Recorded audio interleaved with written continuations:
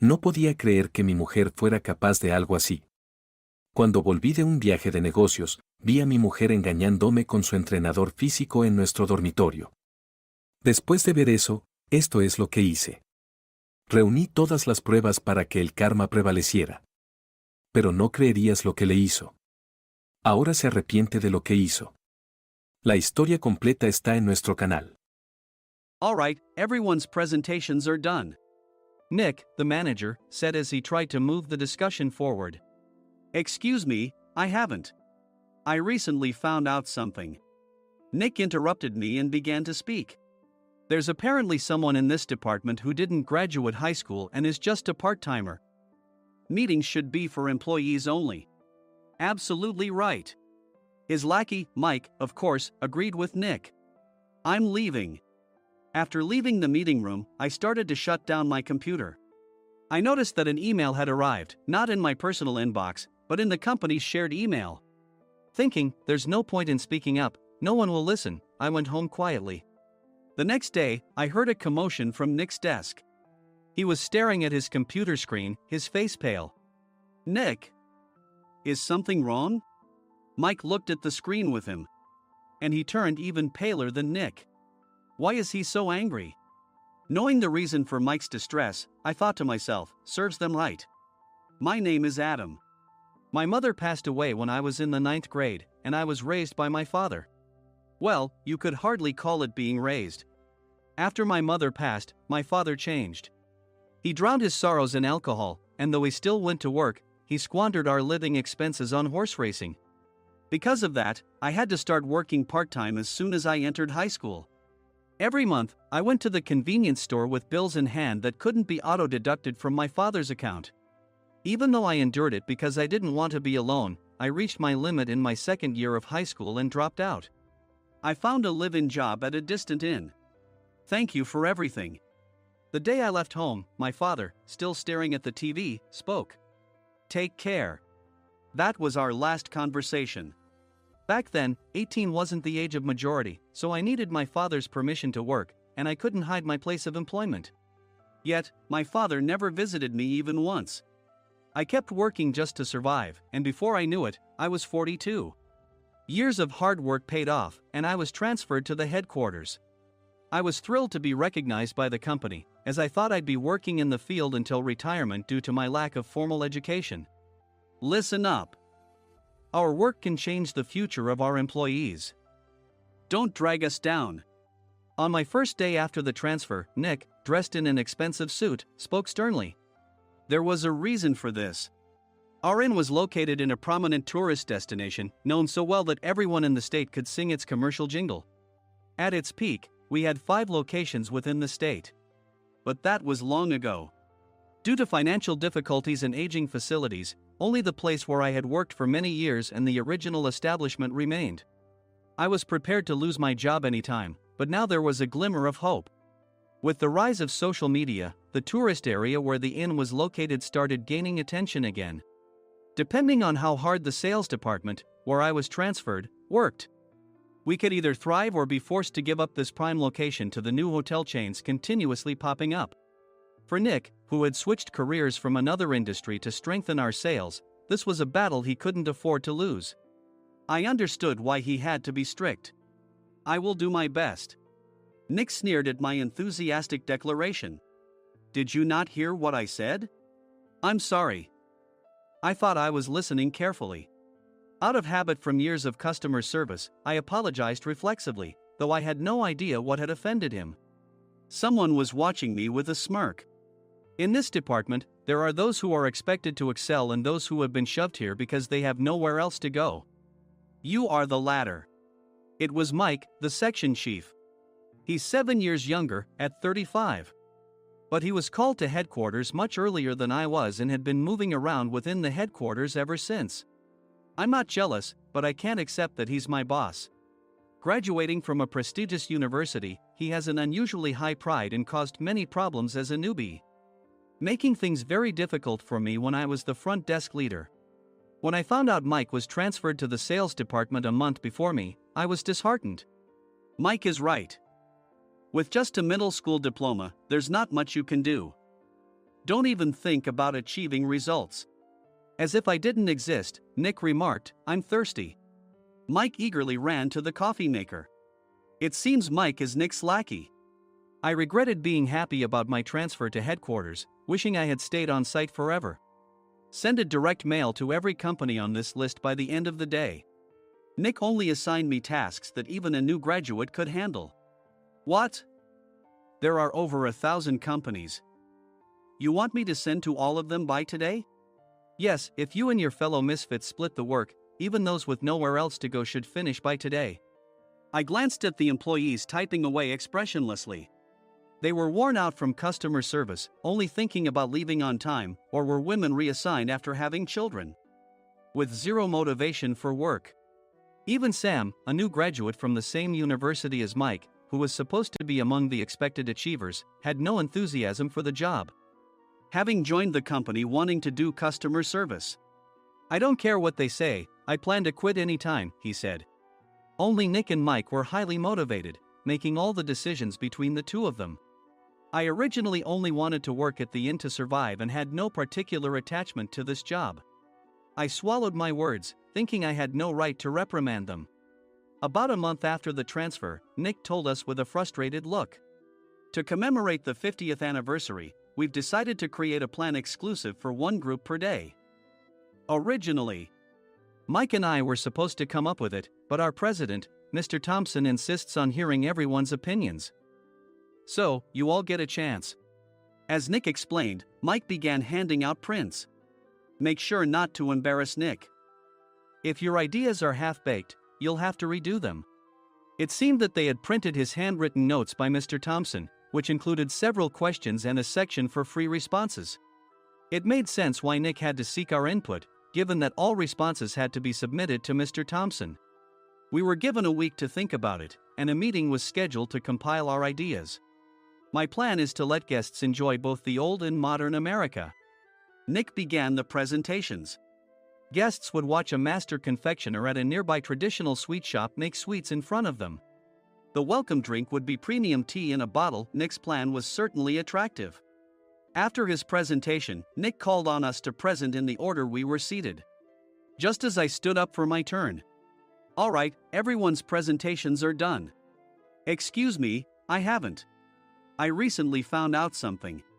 Nick interrupted me. There's someone in this department who didn't graduate high school and is just a part-timer. He was likely talking about me. I joined the company as a part-timer and was made a full-time employee when I turned 20. That was 20 years ago, so Nick and Mike probably had no chance to know until recently. Meetings should be for employees only. Absolutely right. After that, Nick kept creating opportunities to solicit everyone's opinions, purposefully excluding me from speaking. The meeting unexpectedly heated up and went past the scheduled end time. A few people asked to leave, and the discussion continued with the remaining few. Still here? Normally, you'd leave in that situation. Though I had no attachment to the job initially, hearing kind words from customers made me want to make them happier. For someone like me, with nowhere to go, the inn was my home and customer service was my life. I felt pathetic about my current self. I'm leaving. I left the conference room and started shutting down my computer. I noticed an email had arrived, not in my personal inbox, but in the company's shared email. Thinking no one would listen to what I had to say anyway, I quietly went home. The next day, while preparing the DM as instructed, I heard a commotion from Nick's desk. In his haste to stand up, he hit his knee on the desk. He stared at his computer screen, his face pale. Nick!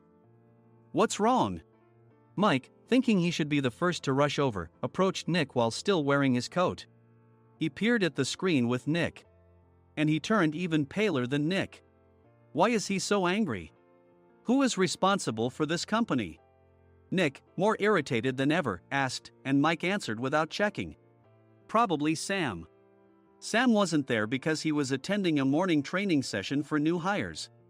Nick gave up on getting angry and returned his gaze to the screen.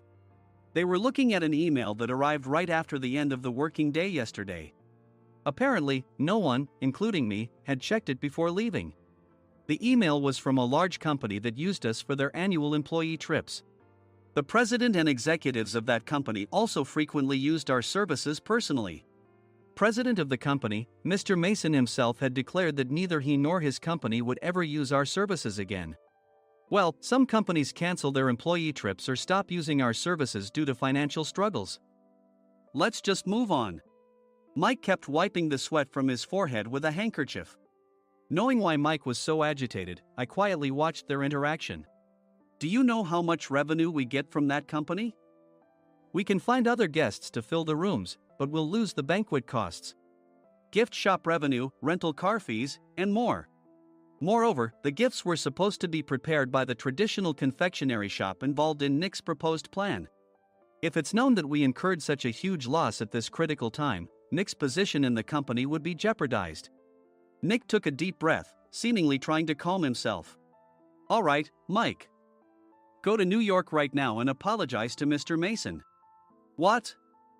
You're coming with me, right? I have urgent work to do. I trust you, which is why I'm entrusting this to you. Please. Mike, believing Nick's sincerity, agreed with a determined look on his face, saying, yes. That's Nick for you. Even if Mike went to apologize, Nick would shift all the blame onto him if the client didn't change their mind. Well, it was Mike's fault to begin with, so it served him right.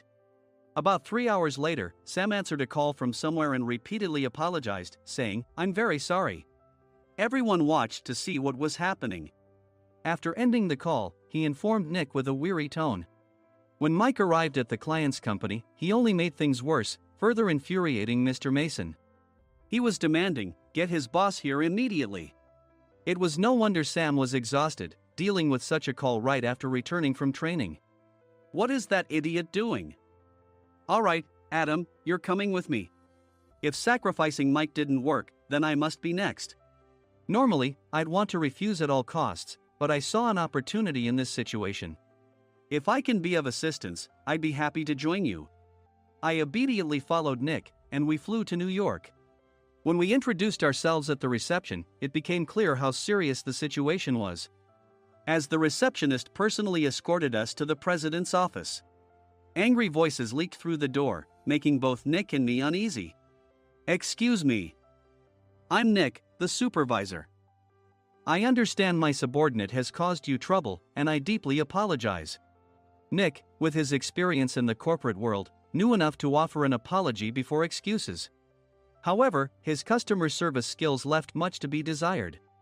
I sighed as I saw Mike trembling like a small dog in the corner of the room. What kind of training are you giving your subordinates? Mr. Mason glared at Nick with a red face. The intensity of his gaze made even Nick take a step back.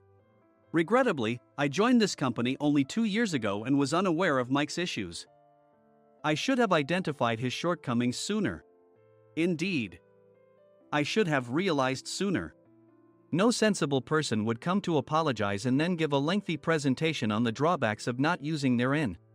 Nick froze, his mouth slightly open. Suspecting the worst, I picked up the documents that had fallen to the floor. It seemed Mike hastily prepared these documents on the plane, listing the disadvantages. Disadvantage 1: if you change the venue for the company trip, employees might suspect it's for cost-cutting reasons, leading to a negative impression. Reading it aloud half-jokingly, Nick snatched the papers from my hand and checked the contents with a furious expression.